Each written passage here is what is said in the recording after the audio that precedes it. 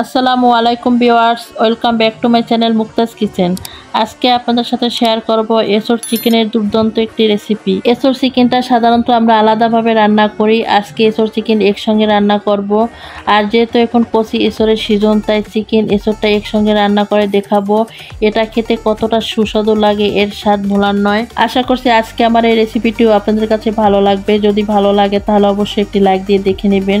তাহলে চলুন দেখে নেই এই দুর্দান্ত স্বাদের এসোর চিকেনের রেসিপিটি। এসোর চিকেন রান্নার জন্য এখানে আমি একটি ছোট সাইজের কচি কাঁঠাল নিয়েছি।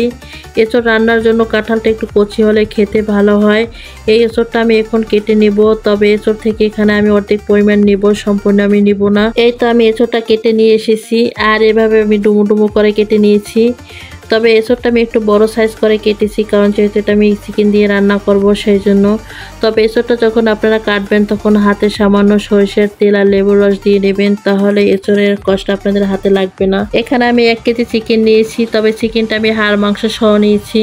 চিকেনটা যদি হাড় মাংস সহ রান্না করা হয় তাহলে যে কোনো তরকারি আমার কাছে খেতে বেশি ভালো লাগে, সেটা এঁচড় হোক বা যে কোনো তরকারি হোক। তবে আপনারা যদি এখানে হাড়টা না নিতে চান, শুধু মাংসটা দিয়ে ওই এঁচড়টা রান্না করতে পারবেন। এবার চুলায় একটি আমি ফ্রাই প্যান বসিয়ে তাতে পরিমাণ মতো পানি দিয়েছি এঁচড়টা সিদ্ধ করার জন্য। এবারে পানির ভিতরে দিয়ে দিচ্ছি আমি সামান্য হলুদ, আর দিয়ে দিচ্ছি সামান্য লবণ। এবার দিয়ে দিচ্ছি এর ভিতরে আমি 2টা এলাচ, আর এই এলাচটা দিলে এঁচড় থেকে যে একটা আষ্টে গন্ধ সেটা আর আসবে না। এবার এই হলুদ পানির ভিতরে এঁচড়টা দিয়ে দেব। হলুদটা দেওয়ার কারণে এঁচড়ে যে একটা কষ থাকে, সেই কষে এঁচড়টা আর কালো হবে না। এবার এঁচড়টাকে আমি নাড়াচাড়া করে ঢেকে দেব। এঁচড়টা যতক্ষণে সিদ্ধ না হচ্ছে ততক্ষণ ঢেকে আমি রান্না করে নেব। তবে এ পর্যায়ে আমি এঁচড়টা বেশি সিদ্ধ করব না, মোটামুটি ভাবে সিদ্ধ করে নেব, কারণ যেহেতু এটা আমি চিকেন দিয়ে রান্না করব, তাই চিকেনটা যখন আমি কষাবো তখন এঁচড়টা তার সাথে কষিয়ে সিদ্ধ করে নিব। এই তো এঁচড়টা খুব সুন্দরভাবে সিদ্ধ হয়ে গেছে, এখন এটা আমি তুলে ছেঁকে নিব। এখন আবারও চুলায় একটি ফ্রাই প্যান বসিয়ে তাতে 1/3 কাপ সরিষার তেল দিয়ে দিলাম। তো আজকে আমি এই রান্নাটা সরিষার তেল দিয়ে করব, তবে আপনারা চাইলে এটা সয়াবিন তেল দিয়েও করে নিতে পারবেন। এবার এই তেলের ভিতরে দিয়ে দিচ্ছি আমি 2টা তেজপাতা, আর দিয়ে দিচ্ছি আমি গোটা মশলা। তবে গোটা মশলার ভিতরে ছিল এলাচ, দারচিনি, গোলমরিচ, লবঙ্গ। গোটা মশলাটা দিয়ে আমি 10-15 সেকেন্ডের মতো ভেজে নিচ্ছি। ভেজে নিয়ে এখন দিয়ে দিচ্ছি 2টা বড় সাইজের পেঁয়াজ কুচি। তবে পেঁয়াজ কুচিটা আমি বেশি লালচে করে ভাজবো না, একটু সফট নরম হয়ে আসলেই হবে। পেঁয়াজটা আমি নরম সফট করে ভেজে নিয়েছি। এখন এর ভিতরে দিয়ে দিচ্ছি আমি চিকেন। আমি সব চিকেনগুলো দিয়ে দিয়েছি। এখন এই চিকেনটা আমি 2-3 মিনিটের জন্য খুব ভালো করে তেলের উপরে ভেজে নেব। তো চিকেনটা আমি 2-3 মিনিটের জন্য খুব ভালো করে ভেজে নিয়েছি। এবার এর মধ্যে দিয়ে দেব 2টা পেঁয়াজ বাটা, আর দিয়ে দিচ্ছি ভর্তি করে 1 চামচ রসুন বাটা। এরপর দিয়ে দিচ্ছি 1 চামচ আদা বাটা। তো আদা রসুনটা দেওয়ার পরে চিকেনটা খুব ভালো করে কষিয়ে নিতে হবে, যাতে মশলার যে একটা কাঁচা ঘ্রাণ আসে সেটা চলে যায়। তো আদা রসুন পেঁয়াজ বাটাটা দেওয়ার পরে খুব ভালো করে আমি কষিয়ে নিয়েছি। এখন এর ভিতরে আমি গুঁড়া মশলা অ্যাড করব। প্রথমে দিয়ে দিচ্ছি আমি 2 চামচ মরিচের গুঁড়া। তো ঝালটা আপনারা আপনাদের যার যার মতো অ্যাডজাস্ট করে কমিয়ে বাড়িয়ে দিয়ে নেবেন। এবার দিয়ে নিচ্ছি 1.5 চামচ হলুদের গুঁড়া। এখন দিয়ে দিচ্ছি 1 চামচ জিরার গুঁড়া। এবার দিয়ে দিচ্ছি আমি 1 চামচ ধনিয়ার গুঁড়া। তো সমস্ত গুঁড়ো মশলাগুলো দিয়ে এবার আমি আবারও চিকেনটা খুব ভালো করে কষিয়ে নিচ্ছি। চিকেনটা মশলার সাথে খুব ভালো করে কষিয়ে নিয়েছি। এখন দিয়ে দিচ্ছি আমি 3টা কাঁচামরিচ, আর দিয়ে দিচ্ছি বড় সাইজের একটা টমেটো। তো টমেটো আর মরিচটা দিয়ে আমি খুব ভালো করে নেড়েচেড়ে মিশিয়ে দিচ্ছি চিকেনটার সাথে। খুব ভালো করে নেড়েচেড়ে মিশিয়ে দেওয়ার পরে এখন এই পর্যায়ে দিয়ে দিচ্ছি আমি লবণ। এবার আবারও লবণ আর টমেটোটা দেওয়ার পরে চিকেনটা খুব ভালো করে কষিয়ে নিতে হবে। তো চিকেনটা আমি খুব ভালো করে কষিয়ে নিয়েছি, আর তেলটা উপরে ভেসে উঠেছে।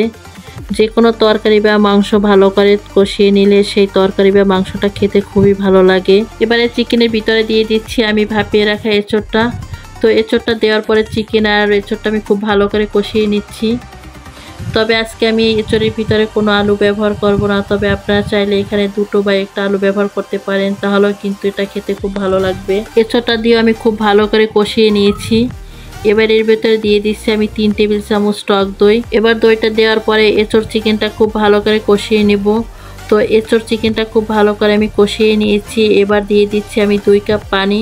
তো পানিটা আমি আমার পরিমাণ মতো দিয়েছি, তবে আপনারা আপনাদের পরিমাণ মতো পানিটা দিয়ে নেবেন। পানিটা দেওয়ার পরে আমি সব কিছুর সাথে খুব ভালো করে নেড়ে ছেড়ে 15 মিনিটের জন্য ঢেকেটা রান্না করে নেব। তো 15 মিনিট পর আমি ঢাকনাটা তুলে নিয়েছি, আর এর মাঝে আমি কয়েকবার ঢাকনাটা তুলে তারপর চিকেনটা আর এঁচোড়টা নাড়াচাড়া করে দিয়েছি। তো এই পর্যায়ে চিকেন আর এঁচোড়টা খুব ভালো করে সিদ্ধ হয়ে গেছে। এখন এর ভিতর দিয়ে দিচ্ছি আমি 1 চামচ গরম মশলার গুঁড়া। তবে এখানে আপনারা গরম মশলার গুঁড়ার পরিবর্তে ভাজা জিরার গুঁড়াটাও দিতে পারবেন। গরম মশলার গুঁড়াটা দেওয়ার পরে চিকেন আর এঁচোড়টার সাথে খুব ভালো করে নেড়েচেড়ে মিশিয়ে দিচ্ছি। তো নেড়েচেড়ে মিশিয়ে দিয়ে আমি আরও 2-3 মিনিট এটা রান্না করে নিব। আরও 2-3 মিনিট এঁচোড় চিকেনটা রান্না করে নিয়েছি। তবে ঝোলটা আমি এই পর্যায়ে এভাবে রেখে দিব, এর থেকে বেশি আমি ঝোল টানাবো না। তবে আপনারা চাইলে এর থেকে আরও কম ঝোল রাখতে পারেন। তবে আমার কাছে এঁচোড় চিকেনের ঝোলটা খেতে খুবই ভালো লাগে। তবে ঠান্ডা হয়ে গেলে এঁচোড় চিকেনের ঝোলটা আরও ঘন হয়ে যাবে। এখন আমি একদমই লো আছে এই এঁচোড় চিকেনটা চুলার উপর দমে রেখে দেবো ঢেকে 1-2 মিনিটের জন্য, তারপর চুলা থেকে তুলে নিব। এই তো খুবই সহজে তৈরি হয়ে গেল আমার এঁচোড় চিকেন। আর এটার কালারটা কতটা দারুণ এসেছে সেটা আপনারা দেখেই বুঝতে পারছেন, আর এই ঘ্রাণটাও আসছে অসাধারণ। এবার এই এঁচোড় চিকেনটা আমি আপনাদেরকে পরিবেশন করে দেখাচ্ছি।